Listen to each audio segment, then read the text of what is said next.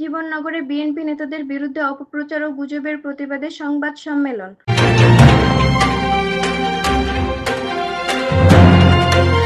আসসালামু আলাইকুম দর্শক, সকলকে আমন্ত্রণ জানাচ্ছি বিবিআর নিউজ সংবাদে। চুয়াডাঙ্গা থেকে সহকর্মী এম রহমানের পাঠানো তথ্যচিত্রে বিস্তারিত নিয়ে সাথে আছি আমি আফসানা জাফর মিম। চুয়াডাঙ্গার জীবননগর উপজেলা বিএনপির সিনিয়র যুগ্ম সাধারণ সম্পাদক ও উপজেলা যুবদলের আহ্বায়ক মঈন উদ্দিন মঈন সহ বিএনপি নেতাদের বিরুদ্ধে অপপ্রচার ও গুজবের প্রতিবাদে আজ শুক্রবার জীবননগর উপজেলার সীমান্ত ইউনিয়নের গোয়ালপাড়া বাজারে ইউনিয়ন বিএনপির আয়োজনে এক সংবাদ সম্মেলনে এই প্রতিবাদ জানানো হয়েছে।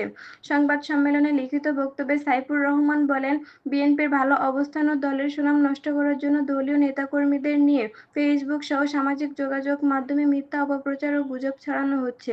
এর তীব্র নিন্দা ও প্রতিবাদ জানাচ্ছে জীবননগর উপজেলা সীমান্ত ইউনিয়ন বিএনপি। সংবাদ সম্মেলনে আরও বলা হয়, আমরা সাংবাদিকদের বিষয়টি আরও তদন্ত করার আহ্বান জানাচ্ছি।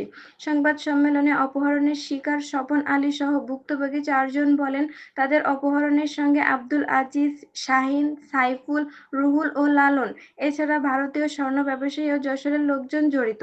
জীবননগরে আর কেউ জড়িত আছে কিনা জানতে চাইলে তারা বলেন, আর কেউ জড়িত নয়।